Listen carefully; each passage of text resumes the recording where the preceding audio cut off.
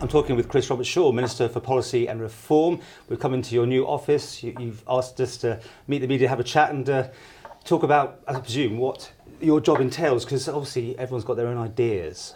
I mean, to a lot of people, it's the Deputy Chief Minister's position, but the Chief says no. No, it's not. It's not Deputy Chief Minister. It's a role and function of its own and very necessary. The entire Council of Ministers is of the same view.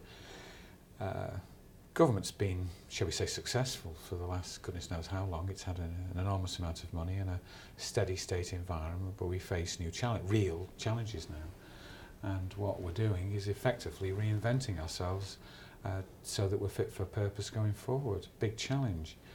The old ways of doing things are no longer acceptable or will work in the future anyway. And we need to slim down significantly, refocus, and have my office ensure that it's generating policy options for the future middle to long term well-being of the Isle of Man that we can take out to people and engage with them. Because up to now, so far, I think there's now a recognition, yes, the government is beginning to get smaller, but thus far it seems to people that it's all about dumping on the individual extra charges, higher fees and this sort of thing. And we need to go much further than that and make it clear that that's just part of the process.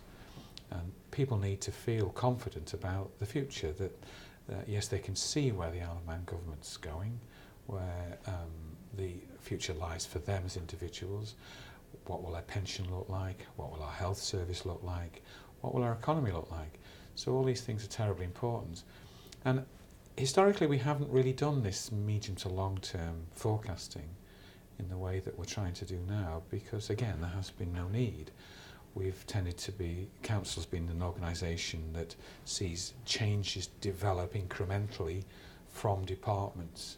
Now the smaller Council of Ministers is coalescing around as a smaller team around the need to form these policies and get full engagement.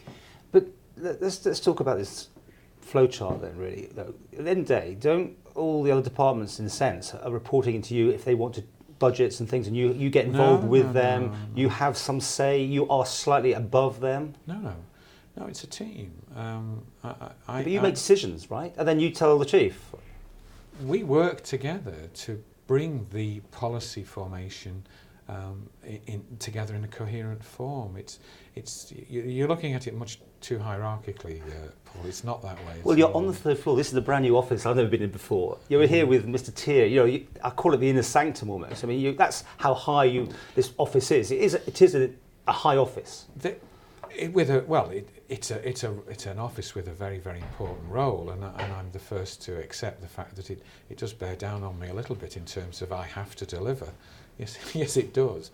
But I'm confident that the reaction to the new post has been a good one, and that other ministers with their various responsibilities are keen to see us all come together and make sure it happens, because we all, regardless of our jobs, care hugely about the future well-being of the Isle of Man. Take us through it then. When departments, different areas of government, shall I say, want to do something, and do they have to consult with you before they spend that money now? Do they have to find that money from somewhere through you?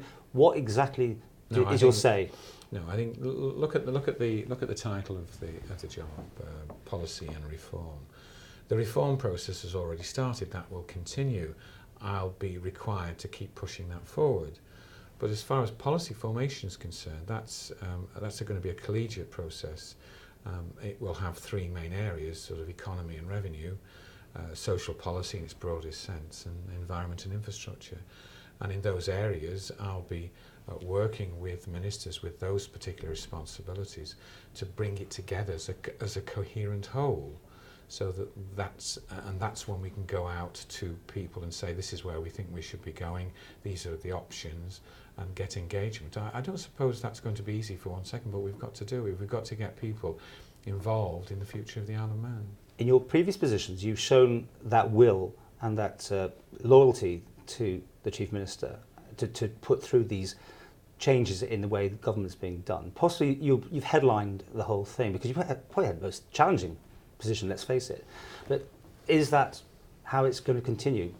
You are the one that has to be playing the bad cop to some degree.